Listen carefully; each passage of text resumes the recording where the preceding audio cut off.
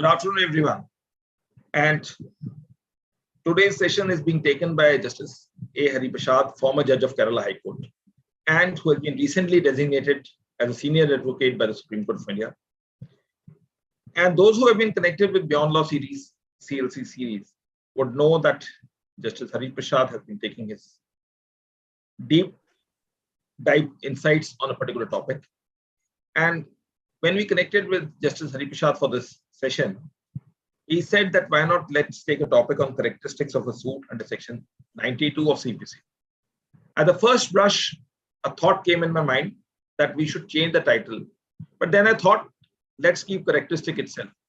Because immediately, since we have done a lot of sessions with Justice Hariprasad, where session's title is characteristics, I thought that sudden reflection in the mind of a lawyer or a man who's thinking as a lawyer or a student of law would feel that once it is a characteristic, it has some connotation with Justice Hariprasad sessions. And characteristics of in different sessions, we have taken it as such. And today's session on characteristics of suits under section 92 of CPC is the session which we are going to take today. And we know that down south, there are courts have reopened, and in fact, in a lot of places, except barring in Delhi and Punjab High Court. So we also understand that a lot of people are still jostling in the courtrooms, and they can watch such like sessions subsequently at a given point of time when they are free and at leisure to understand the pearls of wisdom being shared by the speakers of immense knowledge like Justice Hariprasad. And I would request Sir to share his knowledge. Over to you, sir. Thank you, dear Vikas. Very good evening to all of you. Today's session, the characteristics of suits under section 92 is an important aspect for as far as a trial lawyer is concerned.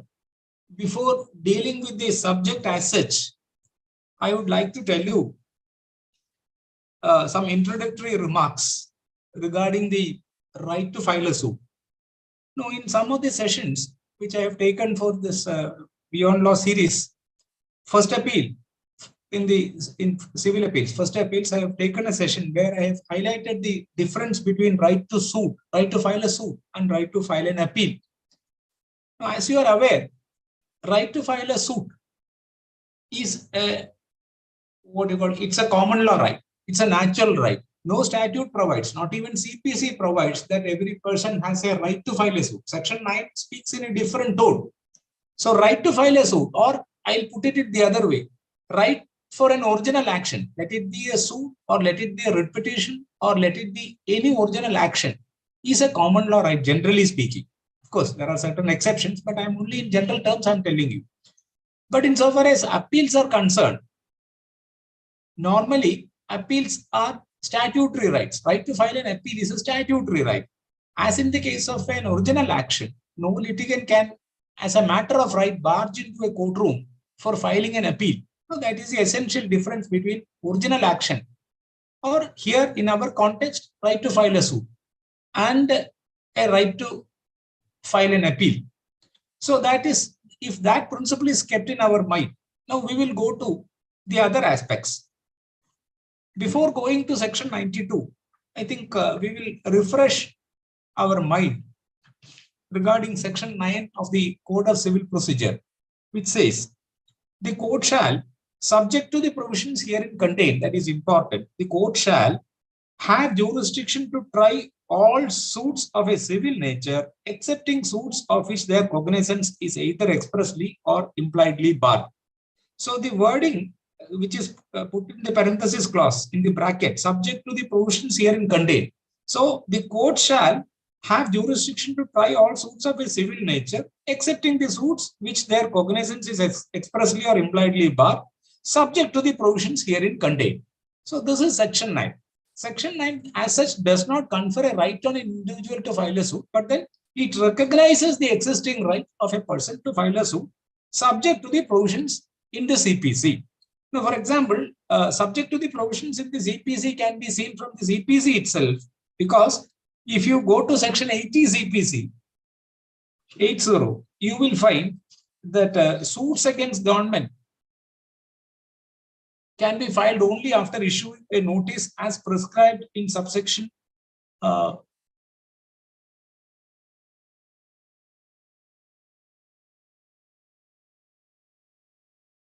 correct. In the section itself, yes, the main body of the section itself.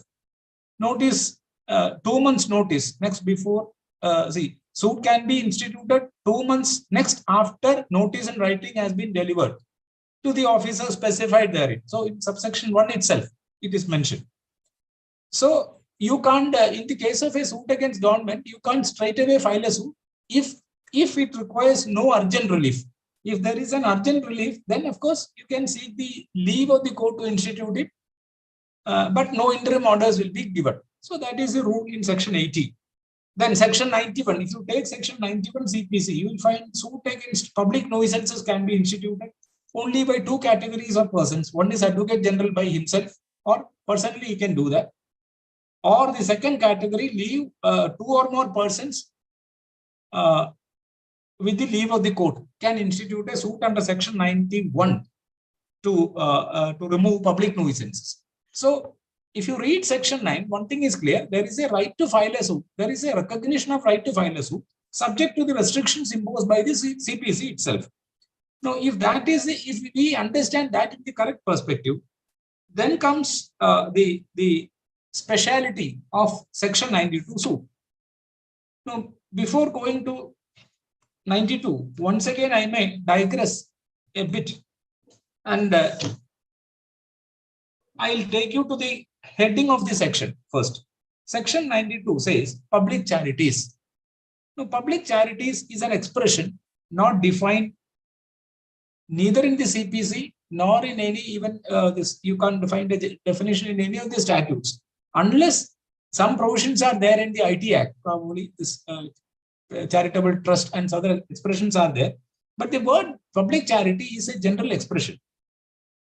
For the purpose of section 92 CPC, public charity means charitable or religious trust. It can be an express trust or a constructive trust. That I shall explain later. When we dissect the section, I will explain. So any express or constructive trust created for public purposes of a charitable or religious nature, according to CPC, will fall within the scope of section 92 CPC. So that is the principle to be understood. Then you are aware, Indian Trust Act 1882, which came into existence along with the Transfer of Property Act and Easements Act, same year. 1882 Indian Trust Act applies only for private trusts. It doesn't apply to public trusts or public charities. In India, except some state enactments like in the erstwhile Madras province, you will find HR&CE Act, to Religious and Charitable Endowments Act. Original act was prior to independence, and it was reenacted in 55. There are so many enactments pertaining to administration of temples or mutts, but there is no codified law as such for the general administration of other trusts, charitable trusts of other nature, not religious trusts.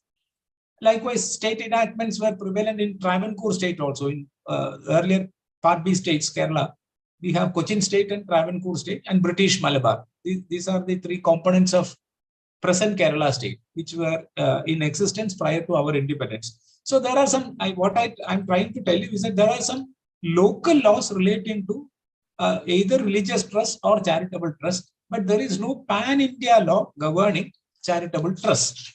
So what is the law then applicable to this public charity or charitable trust? In England, they follow these principles called equity, justice, equity, and good conscience. Justice, equity, good conscience principles are followed in the matter of administration of public charities. Here also we follow the same thing, because in the absence of a codified law, central law, we follow the principles of justice, equity, and good conscience for the for understanding the administration or the nuances relating to public charities. So in this background, I think we will go to section 92 and analyze the provisions.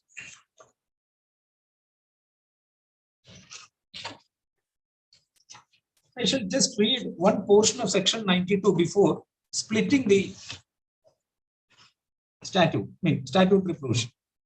Section 92 says like this: in the case of any alleged breach of any express or constructive trust created for public purposes of a charitable or religious nature, or where the direction of the court is deemed necessary for the administration of any such trust, the Advocate General or two or more persons having an interest in the trust and having obtained the leave of the court may institute a suit, whether contentious or not, in the principal civil court of original jurisdiction or in any other court empowered in that behalf by the state government within the local limits of whose jurisdiction the whole or any part of the subject matter of the trust is situated, to obtain a decree.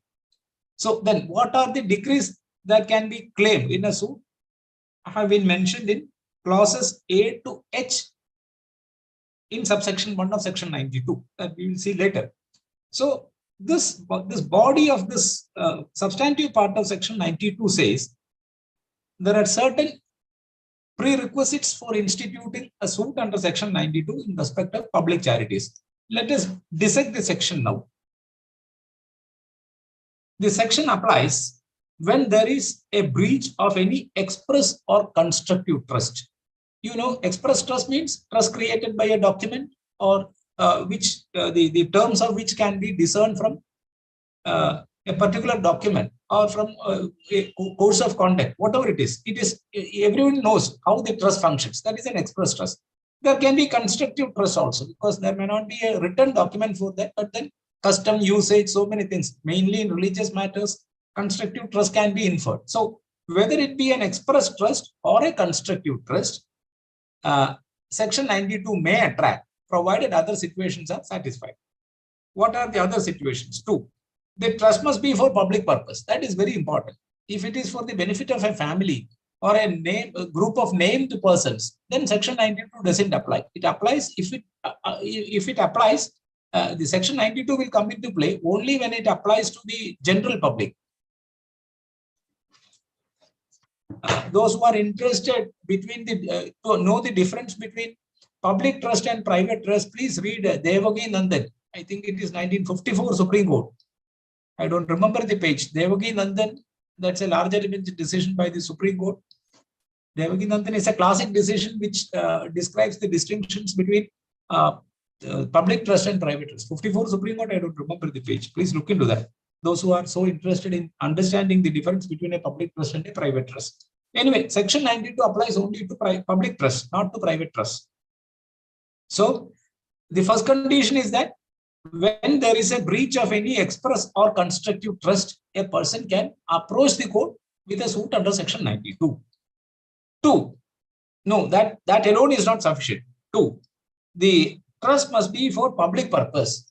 So the trust in which you allege a breach of trust must be a public existing for a public purpose. Then 3. Public purposes must be either charitable or religious nature.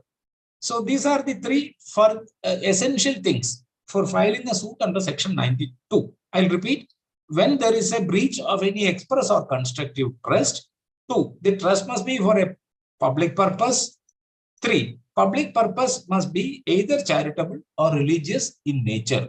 So when these 3 things are attracted, probably a person may institute a suit subject to the provisions subject to the conditions in section 92. Of course, these 3 conditions by themselves may not permit him to do them because other things have to be complied with. That we will see later. So this is the one important aspect. First 3 things to be established for filing a suit is there is a breach of any express or constructive trust, and the trust is for a public purpose. And public purpose must be either charitable or religious in nature. Then the other part of the section says the section applies in further some other cases. What are they? Where direction of the court is deemed necessary for the administration of a charitable or religious trust. So even if there is no breach of any express or constructive trust, a person can approach a court, principal civil court of original jurisdiction as provided in section 92, if a direction of the court is deemed necessary for administration of a charitable or religious trust. The classic example probably I may point out at this juncture is that suppose a trust, charitable trust, is smoothly functioning. There is no dispute, there is no breach of trust, nothing. But then there is no codified rules or regulations for its administration. Assume a situation, there is no complaint against the functioning of the trust, but then you don't have a certainty as to certain aspects or the nitty-gritties of the administration. There is no certainty by forming a rules or regulations. Then in such an event, probably the beneficiaries or the trustees themselves may approach the principal civil court of original jurisdiction for framing a scheme for the trust. So that option is also provided in section 92. So there need not be always a what you call breach of trust. It can be even it can be otherwise also. So two aspects broadly. One, when there is a breach of trust, breach of any express or constructive trust, the trust being one for public purposes of a charitable or religious nature, suit can be filed. Or even if there is no breach of trust, where direction of the court is deemed necessary in a given situation for the administration of a charitable or religious trust, then also a suit can be filed. So there are two situations I pointed out now. Then who can approach the court? Probably the next question. Who can file a suit under section 92?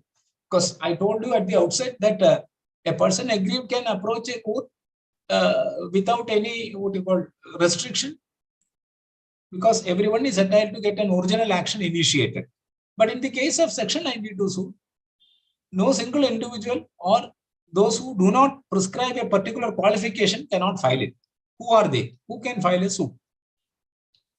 It says Advocate General can file a suit all by himself. He need not require any sanction, or because he is a constitutional post recognized. So Advocate General, in case of any breach of trust, or if he feels for valid reasons that direction of the court is deemed necessary for administration of a public charity, then he can file a suit by himself without seeking any leave. Then second category of persons who can file a suit under section 92 has also been mentioned in the section itself. Two or more persons having an interest in the trust can file a suit. But of course, this right also subject to other conditions. Two or more persons having an interest in the trust can file a suit provided they obtain the leave of the court. No, they cannot simply go and file. Two persons saying that yes, we are interested in the trust, so there is a breach of trust, please receive our suit. No, they should obtain leave of the court. That I'll explain later. So there are two categories of persons mentioned in section 92. One, Advocate General in his official capacity can file it. Two or more persons having an interest in the trust can file a suit subject to other conditions. Interest here, the expression interest here, they can be beneficiaries, they can be having other interest in the trust, or their interest shall not be adverse to that of the trust. That is what is mentioned here as interest. Interest can be in many ways. Suppose it's a religious trust, even a worshipper can file a suit under section 92 provided other conditions are satisfied. Or in the case of a public charity, say existing for, constituted for helping the poor, he may not be a beneficiary, but then he can be a well-wisher. If he shows that he has an interest in the continuance of the trust, he can file a suit. So interest is very elastic. That's a very wide expression, having interest in the trust. So who can approach the court? You will find two sets of persons, one Advocate General in his official position, and two or more persons having an interest in the trust, interest in the public charity, religious or charitable trust, can file suit. Then, as I told you earlier, they cannot simply file a suit saying that, yes, I have an interest. When two persons approach the court, they must satisfy the conscience of the court that they have an interest and there is a possibility of maladministration or misfeasance in the trust, and they should be given leave to institute the suit. So it is their initial burden, even before the suit being numbered, their initial burden is to convince the court that they have a cause of action against the defendants named in the suit, and they are standing up for the trust, and the defendants who are supposed to be in administration, the defendants who are in administration of the trust are supposed to manage it in the proper way. They are not doing it, and the plaintiffs are affected by that. If that is established before a principal civil court of original jurisdiction, then with the leave of the court, they can file. So it is, see, we have seen in section 80 CPC, a notice, 2 months notice is required for filing a suit against government. But in urgent situations, court can dispense with the notice. But you will not get an urgent relief, that's all. In the case of section 92, such a provision is not there. Unless you obtain the leave of the court, you can't file a suit, or two persons cannot file a suit is clear, because there is no provision to dispense with the leave which is required for filing, which is a sine qua non.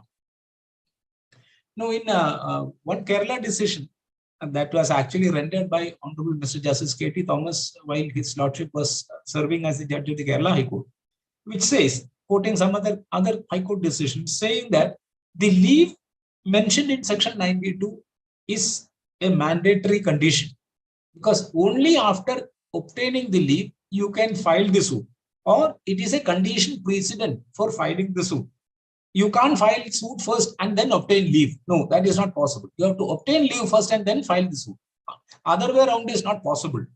That is why it is called leave is sine qua non for institution of the suit.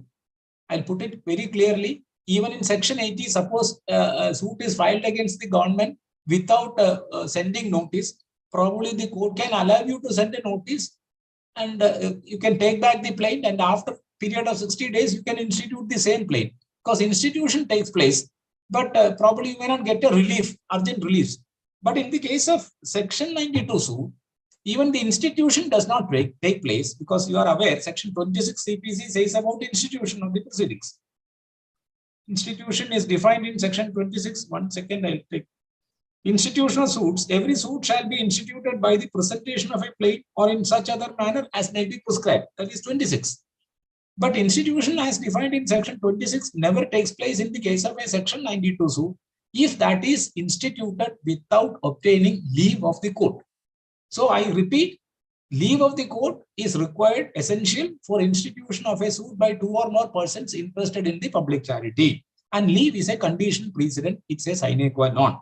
So that is why I say that there are some specialities attached to the suit under section 92. Then the section itself says, normally if you understand, before going to section, I'll just tell you some other principles. Normally, we understand from section 15 to 20 CPC that where the suit can be filed is governed in those provisions. Place of suing that falls within section that heading, in that heading, sections 15 to 20 we usually apply. Every suit shall be instituted in the court of the lowest grade competent to try. That is section 15, where the subject matter is situated. So many prescriptions are there in 15 to 20 CPC. But in section 92, it clearly says that it shall be filed in the principal civil court of original jurisdiction or in any other court empowered in their behalf by the state government within the local limits of whose jurisdiction the whole or any part of the subject matter of the trust is situated to obtain a decree. So essentially, it can be filed in a principal civil court of original jurisdiction or in any other court as empowered by the state government in respective states. But the condition is that the subject matter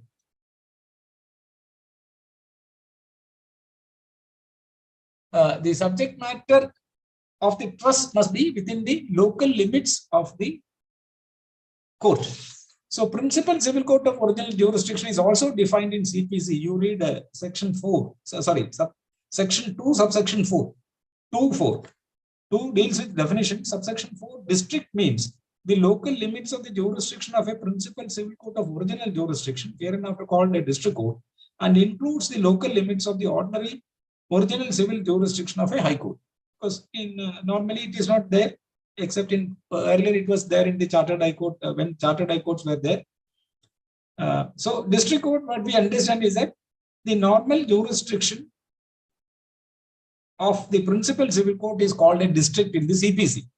So to put things in a simple way, it is clear that the suit under section 92 has to be filed before a district court normally. But in Kerala, there is a situation, I don't know whether that is applicable to other states. There is a notification by the government of Kerala in the year 1968, which empowers the subordinate judges court also to entertain suits under section 92. That is in North India, probably it is called as Civil Judge Senior Division. Here in Kerala, we call it subordinate judge. Anyway, his court is also now designated or delegated with the power under section 92 in Kerala. Maybe in other states also there may be some notification, I don't know. So going by the section, it is clear that a suit under section 92 can be filed only before the principal civil court of original jurisdiction, which is the district court normally.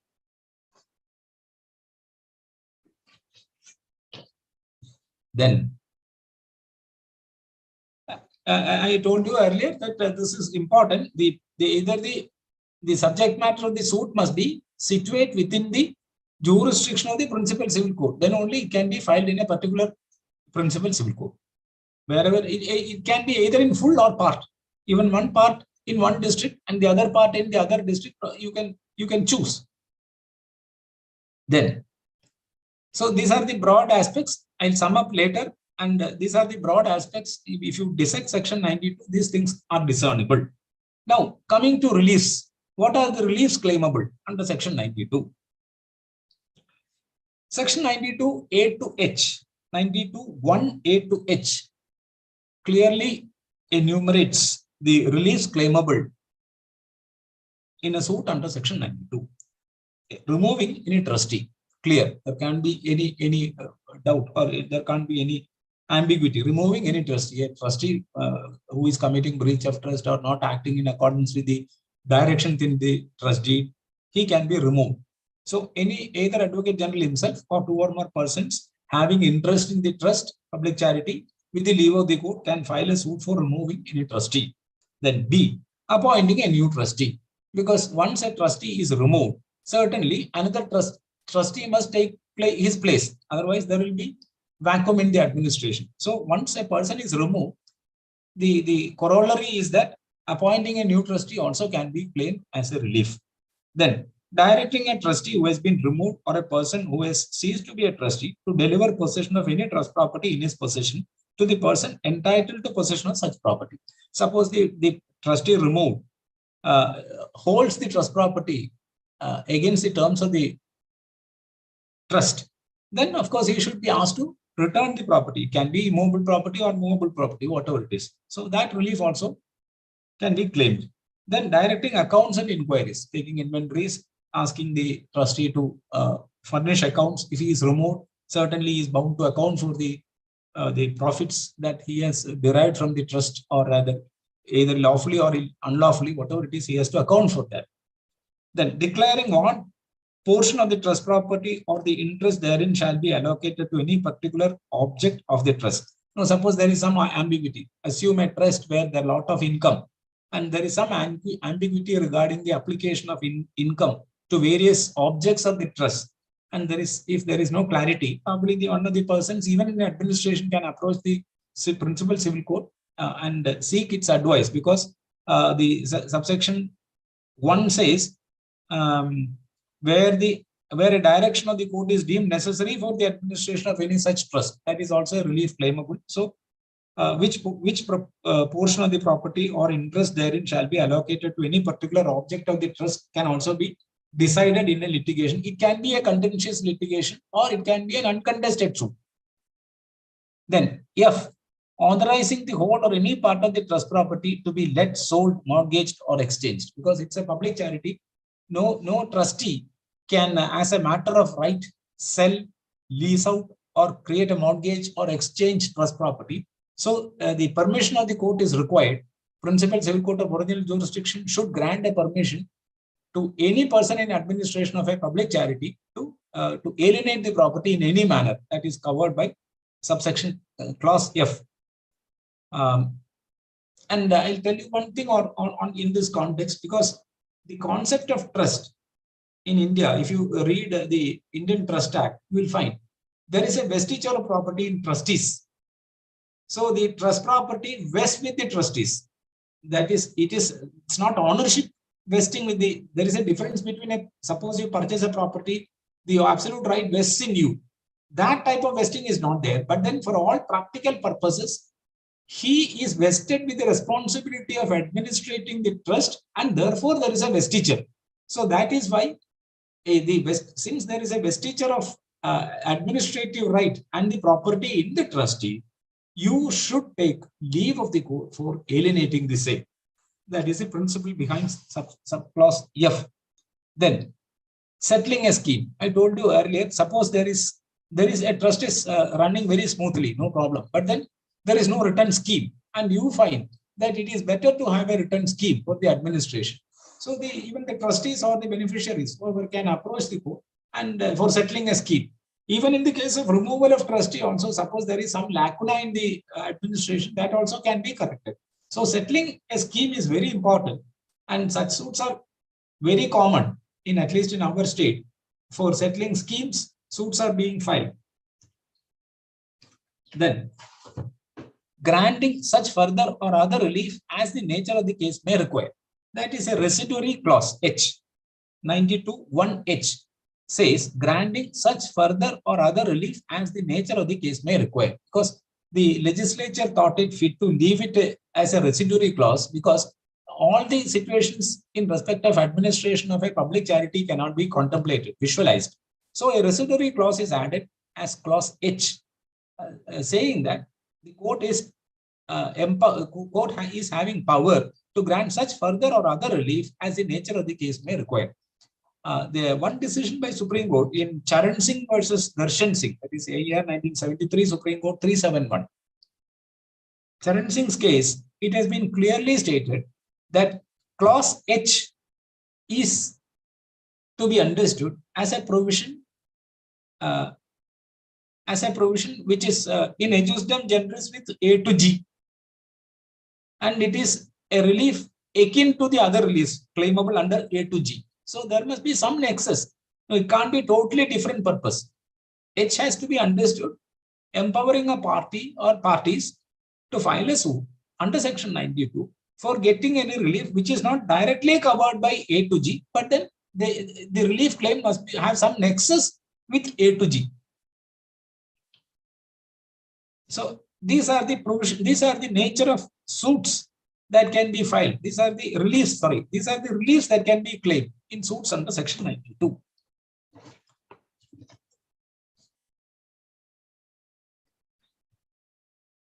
Yes, then subsection 2 may not be relevant for our purpose because that is prior to independent situation, which subsection 3 to section 92 is worthy of mentioning, which says, because there is a principle called Doctrine of Secret.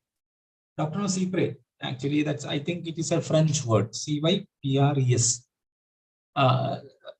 Doctrine of Secret says that to the extent possible, suppose in a case where there is no written document for a trust, things have been working in a particular fashion, and after some time, there is some difficulty in working that, but then still there is no breach of trust. Everybody are well-meaning fellows. They don't want to do anything wrong. So they have to suppose there are 10 objects for the charitable trust. 2 of them have become obsolete, unworkable. Then what is to be done? There are surplus amounts also. So they can approach the court asking its indulgence for what you call rescheduling the administrative setup. I'll just read some of the provisions therein. The court may alter the original purposes of an express or constructive trust created for public purposes of a charitable or religious nature and allow the property or income of such trust or any portion thereof to be applied separate in one or more of the following circumstances. To the extent possible, it can be used. A, where the original purpose of the trust in whole or in part have been as far as may be fulfilled. Suppose the original object of the trust have been fulfilled. Then, but still there are income. Where other sources of income, then what is to be done? Then the court can decide. Or cannot be carried out, where the original purpose of the trust, the whole or part, cannot be carried out at all, or cannot be carried out according to the directions given in the instrument creating the trust, or where there is no such instrument according to the spirit of the trust. If it cannot be carried out, for example, the object is frustrated, then what is to be done? So the court can give a direction in such situations. Then B, where the original purpose of the trust provide a use of a part only of the property available by virtue of the trust. Suppose only a part of the property is to be used for the objects for which the trust is created. Then what about the other part? Nobody knows. So you can get a direction from the court to apply the other part separate to the object of the trust. C, where the property available by virtue of the trust and other property applicable for similar purposes can be more effectively used in conjunction with, and to that end can suitably be made applicable to any other purpose, regard being had to the spirit of the trust and applicability to common purposes. So same thing. Similar purposes. Suppose there are diversification possible, that also can be done. Then D, where the original purposes in whole or in part were laid down by reference to an area which then but was since ceased to be a unit of such purpose. For example, if you take the case of before partition, because CPC came into existence in 1908. Suppose a trust was formed for benefiting certain persons or villages. Assume villages. At the time of partition, some villages had been added to Pakistan.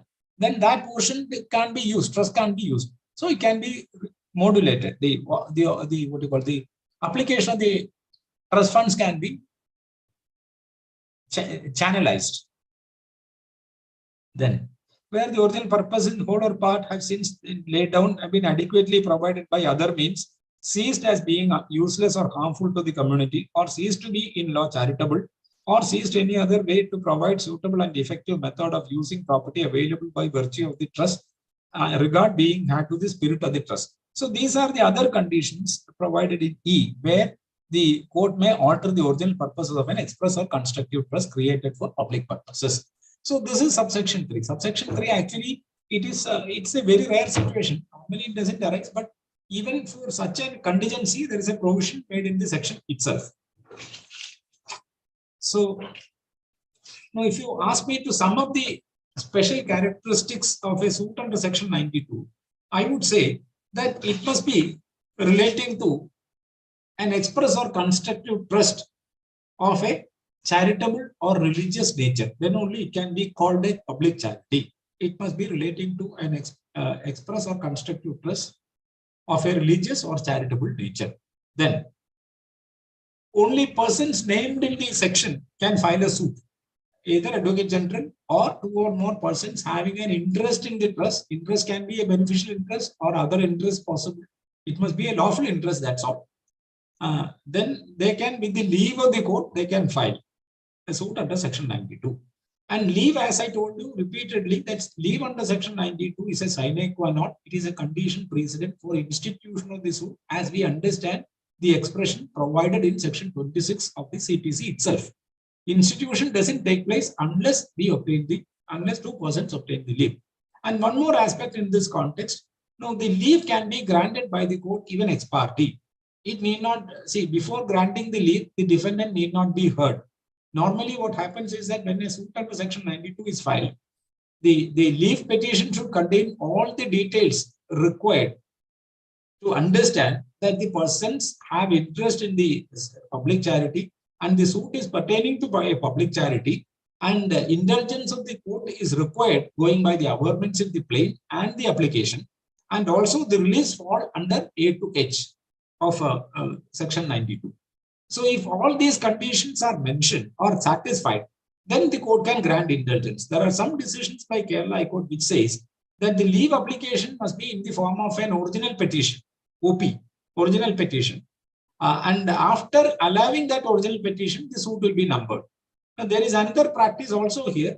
Suit will be filed, a plaint will be instituted. Along with that, an application will be also filed, detailing all the aspects in the plaint, elaborately mentioning, and that application will be considered first, and then suit will be numbered.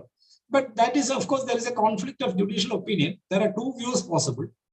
the view that original petition has to be filed by paying appropriate court fee, and then after obtaining the leave, ex parte, of course, then the suit can be instituted appears, according to me.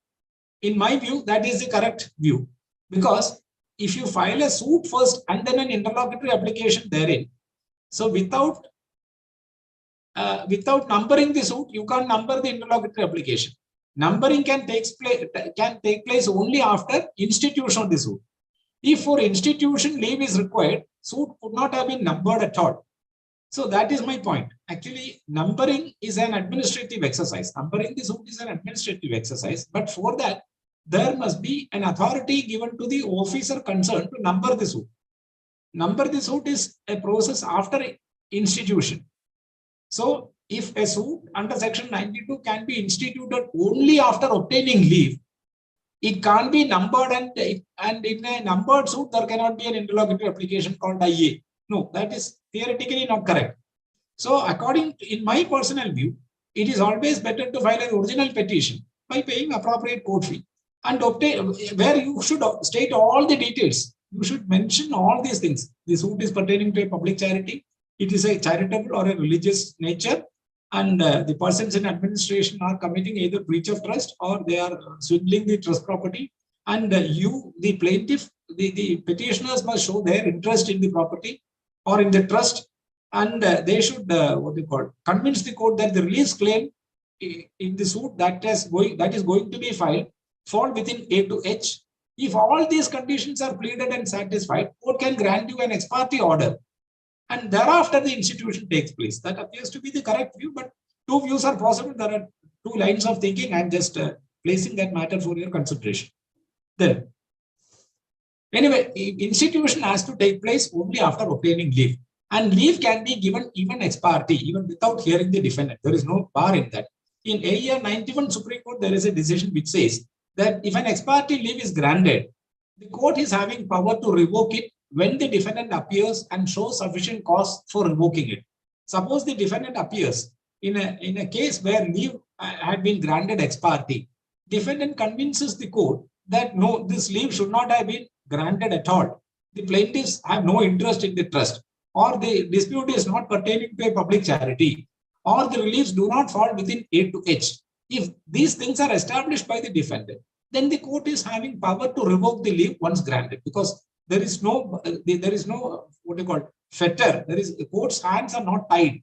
Once leave is granted, no, I am helpless. No, that is not the way. Court is still having power to revoke the leave if it is granted ex parte.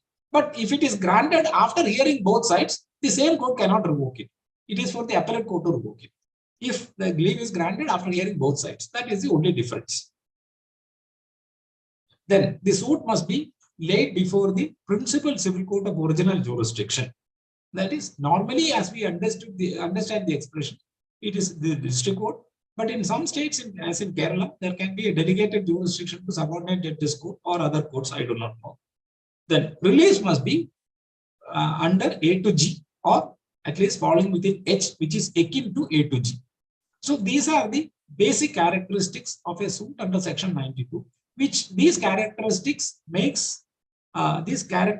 together make the suit of this suit under section 92 a suit of a special nature. That is why we are discussing today about that. So I think I have covered all these aspects relating to public charities in respect of section 92. And I think, Mr. Vikas, we will go for this question and answer session. So please.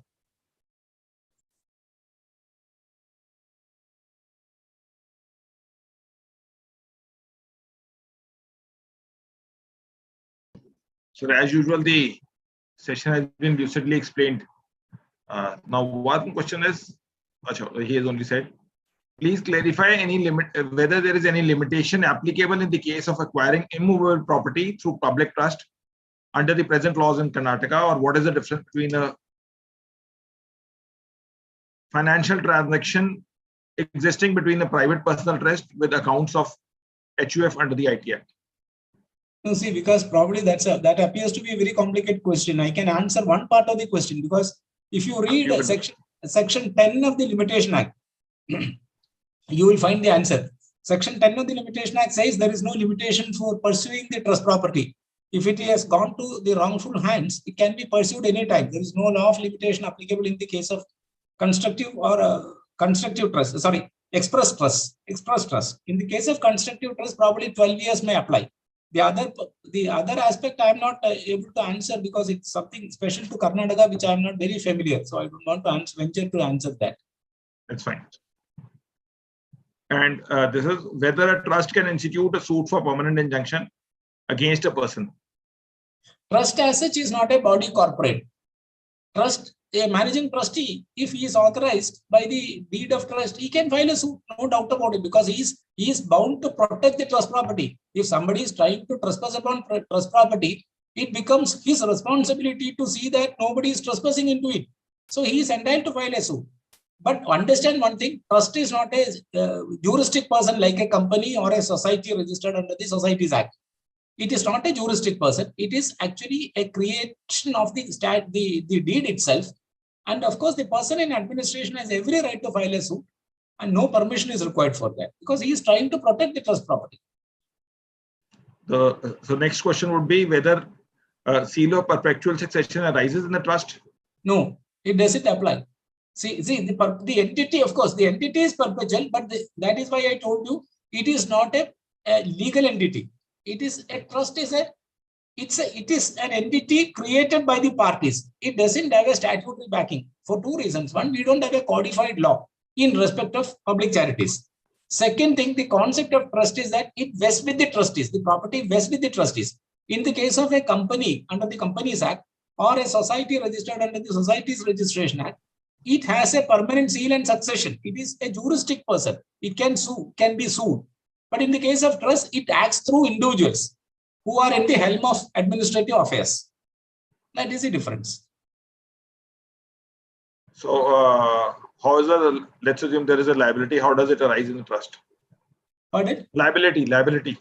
No, liability arises if it is because of the maladministration or misfeasance on the part of the trustees. Even a beneficiary can question it. It can be realized from him. No, suppose I'll put it the other way. If the trustee himself commits a breach of trust or causes loss, it can be recouped from him. Or suppose the trustee is keeping a lukewarm attitude towards somebody doing a mischief, then also he is liable because Limitation Act provides for such suits. There is no power of limitation. So trust property can be recovered even by a beneficiary. It may not be by the persons in administration alone. Who is benefited by the trust also can file an action for reaping the or getting back the property lost by the trust. So there is a suit can be filed either by the trustees. If they are honest, they themselves can do that. If they are dishonest, beneficiaries can do that, and they can also seek removal of such persons, and appointing new trustees also can be claimed. Yes, sir. Thank you. These were the questions, and thank you everyone for having stayed connected. And those who have missed up previous webinars, including of Justice A. Hariprasad, then one can always watch the YouTube channel of BeyondLawCLC. They can like, subscribe, and share. Thank you, everyone. Stay safe, stay blessed.